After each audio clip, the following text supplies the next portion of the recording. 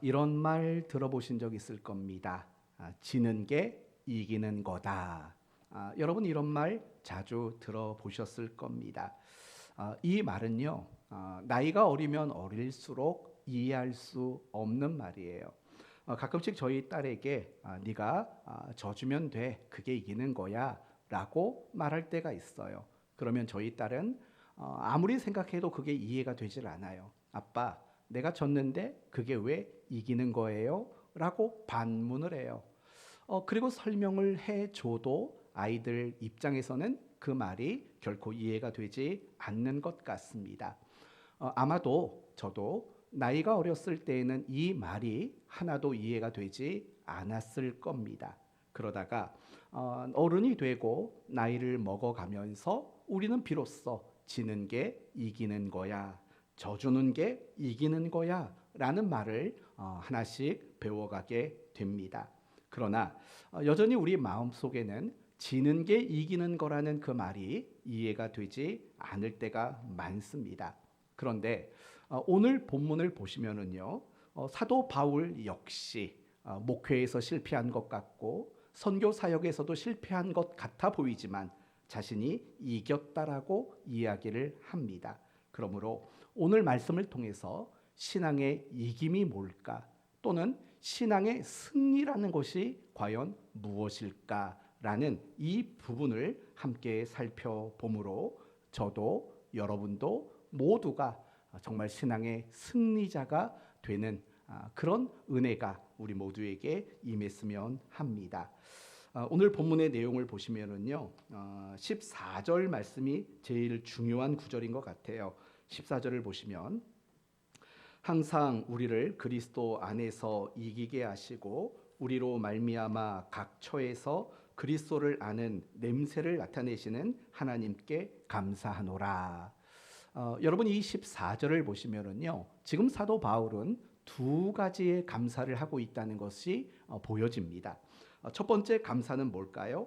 항상 우리를 그리스도 안에서 뭐하게 하시고 이기게 하시고에 대한 감사입니다.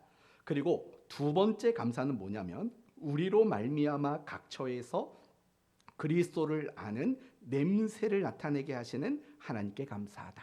내가 그리스도의 향기로 나타나게 해주셔서 감사합니다. 이렇게 감사를 하고 있는 거예요.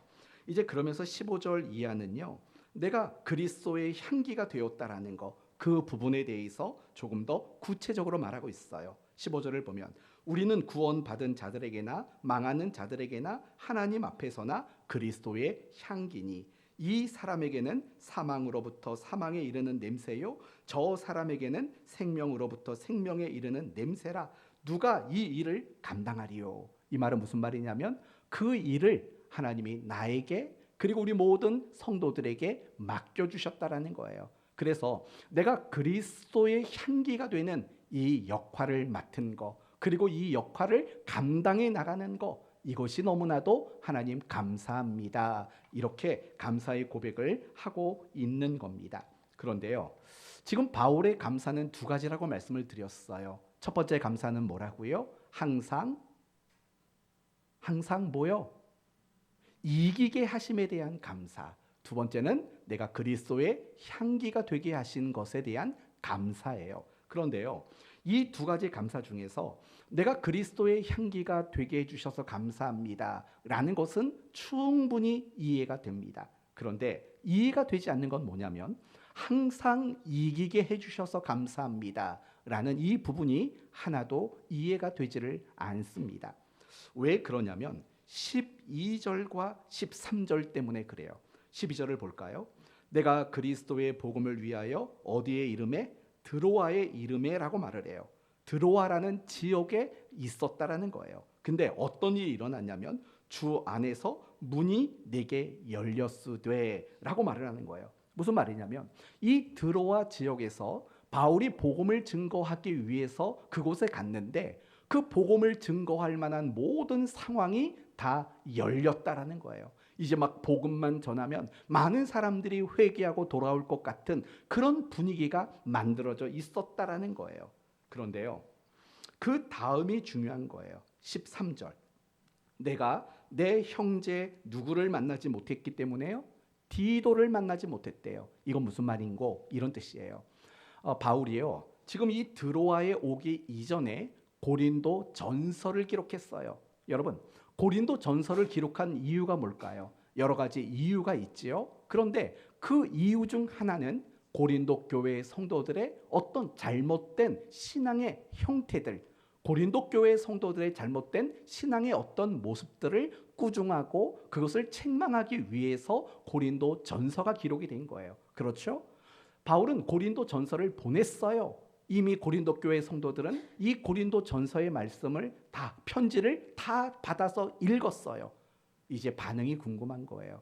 그래서 바울은 누구를 고린도 지역에 보냈냐면 누구를 보냈을까요? 눈치 빨리 챙겨보세요. 디도를 보낸 거예요.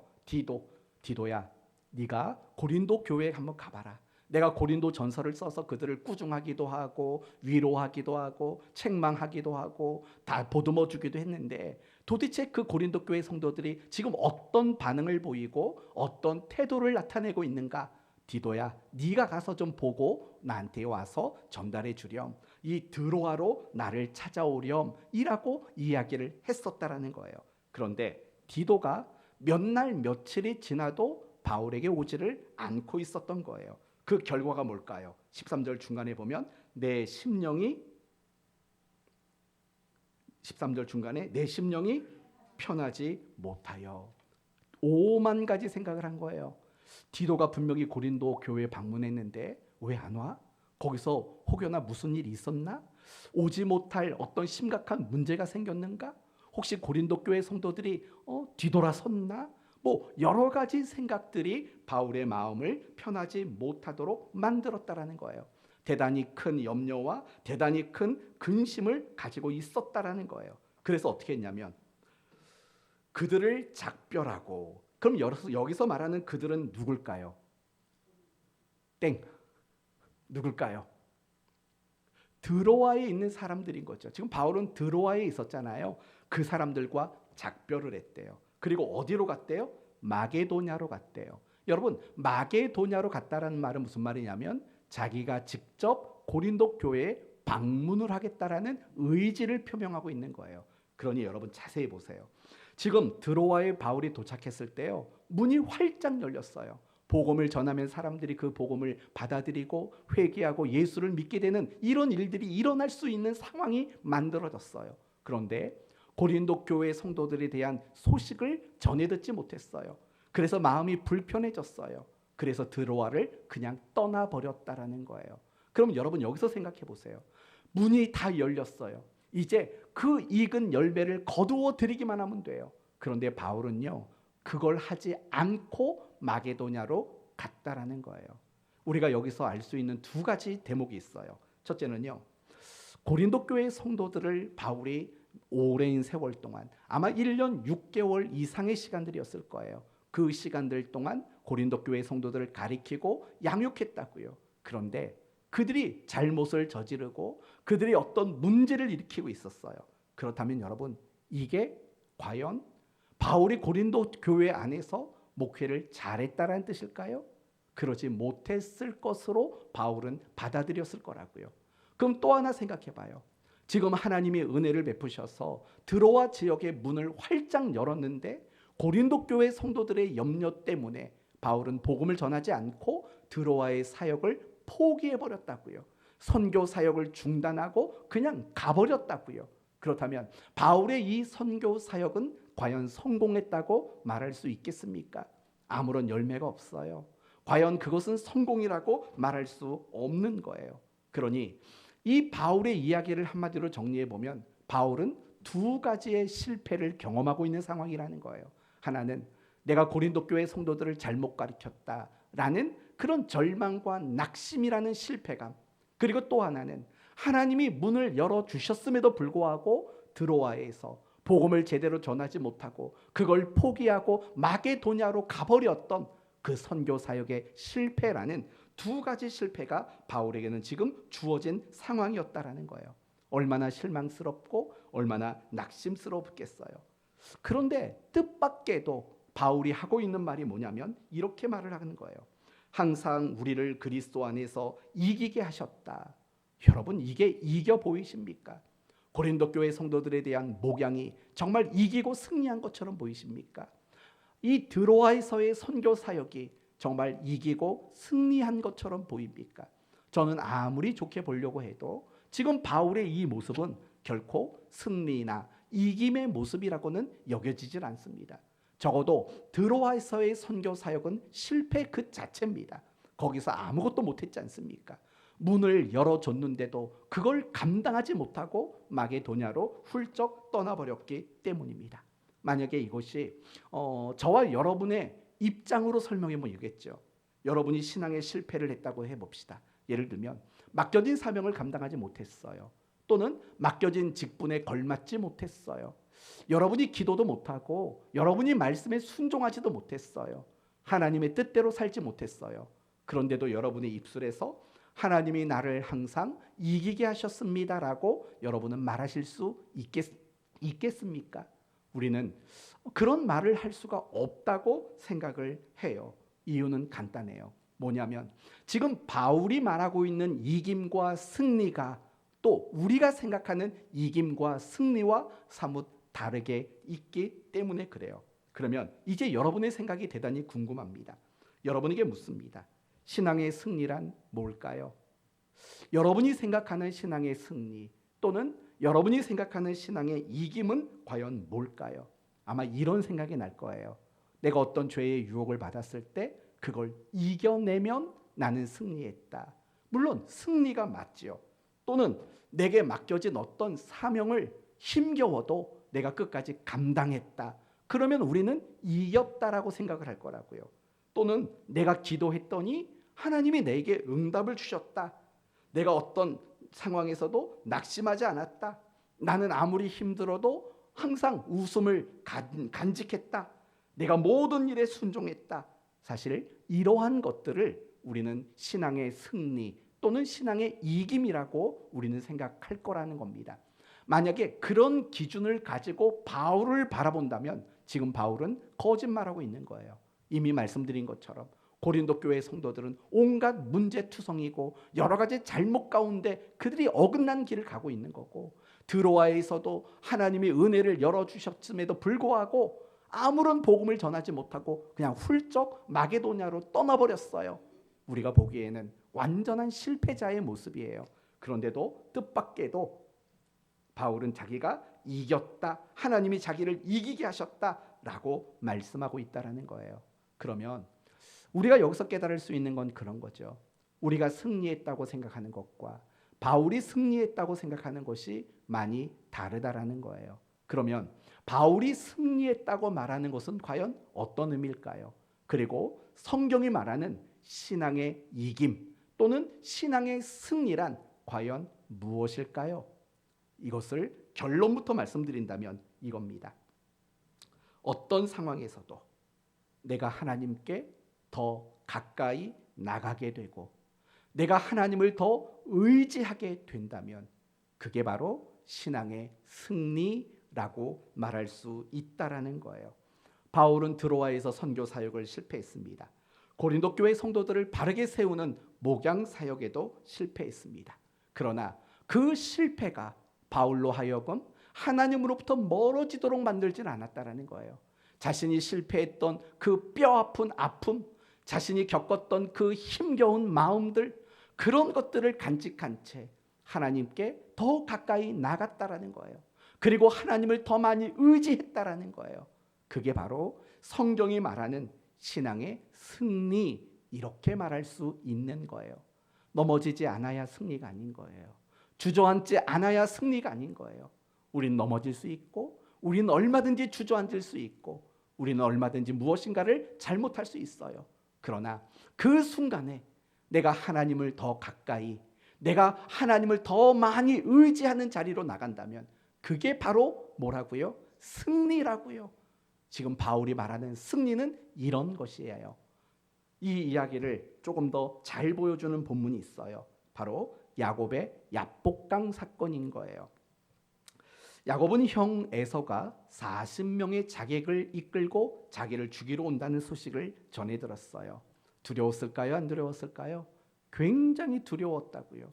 그래서 야곱은 나름대로 자신이 가지고 있는 모든 지혜를 동원해요. 사람들을 셋대로 나누고 형에게 바칠 예물도 셋대로 나눠서 한 번 받고 두 번 받고 세 번 받고 그런 식으로 해서 형의 그 마음을 누그러뜨리려고 굉장한 지혜를 동원했어요. 그리고 홀로 야복강에 남았어요. 그때 하나님이 야곱에게 씨름을 청해 오십니다. 그런데 그렇게 씨름을 하는 가운데 날이 밝아오자 하나님이 어떻게 하시냐면 환도뼈를 쳐요. 환도뼈를 쳐요. 그러면서 하나님이 야곱에게 아주 뜻밖의 말씀을 하시게 돼요. 그 말씀이 뭐냐면 창세기 32장 28절이에요. 한번 읽어봐 드릴게요. 내 이름을 다시는 야곱이라 부를 것이 아니요 이스라엘이라 부를 것이니 이는 여기 잘 보셔야 돼요. 이는 네가 하나님과 및 사람과 겨루어서 이겼음이라고 말을 해요. 여러분 한번 정상적인 생각을 가지고 한번 해보세요.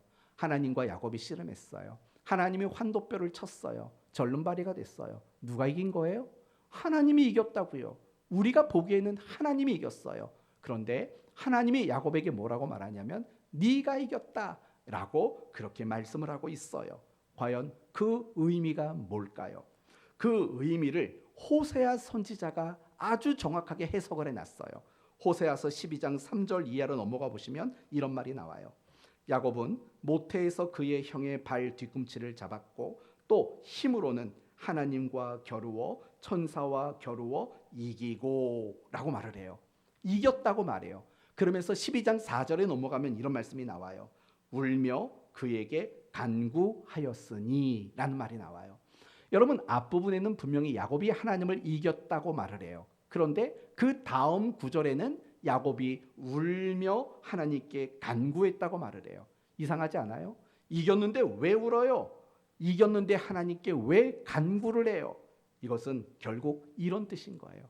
이 야복강에서 비로소 야곱이 하나님을 붙잡는 자리였다라는 거예요. 이 야복강의 사건의 의미는 야곱이 비로소 하나님을 의지하는 사람으로서 변화되는 바로 그런 자리였다라는 거예요. 이제 야곱은 하나님을 의지하기 시작했어요. 이제 야곱은 하나님을 붙잡기 시작했어요. 그런 모습을 보면서 하나님이 뭐라고 말했냐? 네가 이겼다라고 그렇게 말씀하고 있다라는 거예요. 사랑하는 성도 여러분, 이제 신앙의 승리가 무엇인지 조금이라도 이해가 되셨습니까? 죄를 짓지 않는 것이 그 자체가 승리가 아닙니다. 실망을 안 하고 낙심을 안 하고 절망을 안 하는 게 승리가 아닙니다. 왜냐하면 우리에게는 애당초 그럴 만한 실력이 없기 때문에 그렇습니다. 여러분 가운데 죄 안 지을 실력 가지신 분 계십니까? 없습니다. 여러분 가운데 실망하지 않을 수 있는 실력 가지신 분 계십니까? 여러분 가운데 낙심하지 않을 수 있는 실력을 가지신 분 계십니까? 없습니다. 이 자리에 어느 한 사람도 죄를 짓지 않고 낙심하지 않고 실망하지 않고 절망하지 않고 염려하지 않고 두려워하지 않을 수 있는 그런 실력을 가진 사람은 아무도 없습니다. 우리는 하루를 살면서도 정말 얼마나 많은 염려에 사로잡힐 때가 많은지 몰라요. 우리는 하루를 살면서도 얼마나 많이 낙심스러운 순간들을 만나는지 몰라요. 그래서 우리는 그것 때문에 답답해하고 화를 내고 그리고 분노하고 그리고 괴로워하고 웅크려들고 주눅들고 사실은 우리는 수없이 이런 삶들을 끊임없이 반복되고 있다고요. 그러면 우리는 패배자인가요? 그렇지 않아요. 적어도 여러분이 오늘 이 자리에 나오셨다면 여러분은 패배자가 아닌 거예요. 여러분은 진 자가 아니에요. 여러분은 이긴 자인 거예요. 왜냐? 내가 절망했지만 내가 낙심했지만 내가 미래를 바라봐도 암담하기만 하지만 그래도 하나님께 가까이 하려고 했고 하나님을 붙잡으려고 하고 하나님을 의지하려고 한다면 여러분이 바로 바울이 이야기하는 신앙의 승리자라고 말할 수 있다라는 거예요. 사랑하는 성도 여러분, 신앙의 승리는 우리가 하나님을 가까이 하는 거예요. 하나님을 끊임없이 붙잡고 의지하는 거예요. 그것만 있다면 여러분은 신앙의 승리자라고 말할 수 있는 거예요. 그러나 혹 어떤 어려움이 있고 어떤 괴로움이 있어서 하나님으로부터 멀어지게 된다면 그건 진짜 패배자고 그건 진짜 지는 자일 수밖에 없어요. 그러나 정말 실망하고 절망하고 낙심해서 주저앉았다가도 하나님 손 붙잡고 하나님께 내 마음을 내어드리면서 그분을 의지하는 사람이라면 여러분은 승리자고 여러분은 이기는 사람이라고 말할 수 있어요. 사탄은요, 다양한 방법으로 우리를 하나님으로부터 멀어지게 만들어요. 사탄은 다양한 방법으로 우리로 하여금 하나님이 아닌 다른 것들을 더 많이 의지하도록 만드는 거예요. 그게 사탄의 유혹이고 그것이 사탄의 공격인 거예요. 잘 생각해 보세요. 여러분이 지금 하나님으로부터 가까워지고 있는지 멀어지고 있는지, 혹 멀어지고 있다면 그것은 지금 사탄이 여러분을 공격하고 있는 거예요. 여러분이 지금 하나님을 의지하려는 마음이 풍성해지지 못하고 내가 하나님을 의지하는 마음들이 사그라들고 있다면 그건 사탄의 유혹에 여러분은 지고 있는 거예요. 결국은 신앙의 승리란 하나님을 가까이 하고 그분을 붙잡고 그분을 의지할 수 있는 그 신앙의 자세가 바로 신앙의 승리라고 말할 수 있는 거예요. 그러면 지금 여러분은 신앙의 승리자이십니까? 아니면 신앙의 패배자이십니까? 적어도 이 자리에 나오신 여러분 모두는 신앙의 승리자라고 믿습니다. 앞으로도 여러분 모두가 그런 신앙의 승리자가 되었으면 합니다. 어떤 상황에서도 어떤 순간에서도 하나님을 붙잡고 하나님을 의지하는 정말 야곱이 약복나루에서 하나님과 씨름했던 바로 그 모습이 여러분의 모습이 된다면 바로 여러분 모두가 신앙의 승리자인 것입니다. 이 이야기를 조금만 넓은 관점에서 이야기를 하고 오늘 말씀을 마치겠습니다. 저는 지금까지 여러분에게 신앙의 승리가 무엇인가를 말씀을 드렸습니다. 이제 이 단어를 조금 바꿔보겠습니다. 진정한 축복이란 무엇일까로 바꾸어 보겠습니다. 여러분은 어떤 게 진짜 축복이라고 생각하십니까?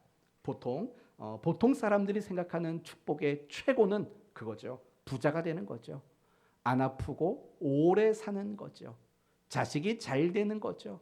좋은 집에 살고 좋은 차를 사고 그리고 언제든지 내가 먹고 싶은 걸 먹을 수 있을 때 재미난 얘기를 얼마 전에 들었는데 이 사람이 중산층이냐 아니냐를 구별하는 방법이 있답니다.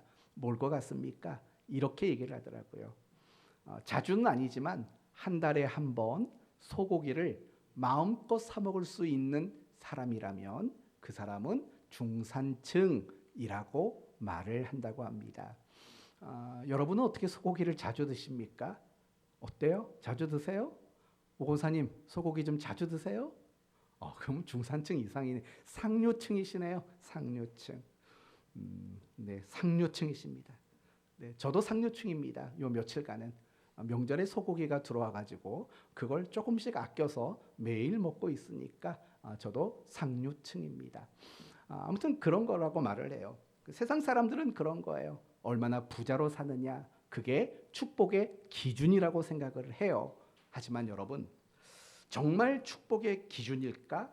아니라는 거예요. 그러면 사실은 성경은 우리에게 그렇게 말해요. 얼마나 많이 가졌느냐가 축복의 기준이 아니라고 말하고 얼마나 많은 걸 누리느냐가 축복의 기준이 아니라고 말을 해요. 그러면 성경이 우리에게 말하는 축복의 기준이 뭘까? 사실은 신앙의 승리와 똑같아요. 하나님을 가까이 하게 되니 하나님을 의지하게 되니 바로 이것이 진정한 축복의 기준이라고 말을 하는 거예요. 간단한 예를 들어볼게요. 가난했던 사람이 갑자기 부자가 됐어요. 그랬더니 하나님께 멀어져요. 하나님을 의지하지 않게 돼요. 그렇다면 그 사람에게 그 부요함은 축복일까요? 아니라는 거예요. 그 사람이 비록 부자가 된 건 인간적으로 다행이고 잘된 일이지만 사실은 신앙적으로는 그게 축복은 아니라는 거예요. 그럼 반대의 경우를 한번 생각해 봅시다. 우리가 어떤 어려움을 만났어요. 그래서 마음이 괴로워요. 낙심스러워요. 절망스러워요. 그런데 그 절망스러운 마음을 움켜잡고 하나님 앞에 기도하러 나가요. 하나님밖에는 나를 도와줄 사람이 없어요 라고 기도하고 가까이 가고 의지하게 된다면 그 절망과 그 낙심이 과연 저주일까요? 아니라는 거예요. 이런 관점에서 본다면 때로는 낙심하고 절망하는 그 순간이 우리로 하여금 진정한 축복을 만들어내는 시간일 수도 있다라는 거예요. 신앙의 승리란 무엇이라고요? 하나님을 가까이 하고 그분을 꼭 붙잡고 그분을 의지하는 거예요. 진정한 축복은 뭐라고요? 그것으로 인해서 내가 하나님을 가까이 하게 되고 그것으로 인해서 내가 하나님을 더 의지하게 된다면 바로 그것이야말로 그것이 형통이든 아니면 고난이든 상관없이 그것이 무엇이든 상관없이 그것이 바로 성경이 말하려고 하는 진정한 축복이라는 거예요. 그래서 시편 73편에서는 이런 말이 나와요. 무릇 주를 멀리하는 자는 망하리니 음녀같이 주를 떠난 자를 주께서 다 멸하셨나이다.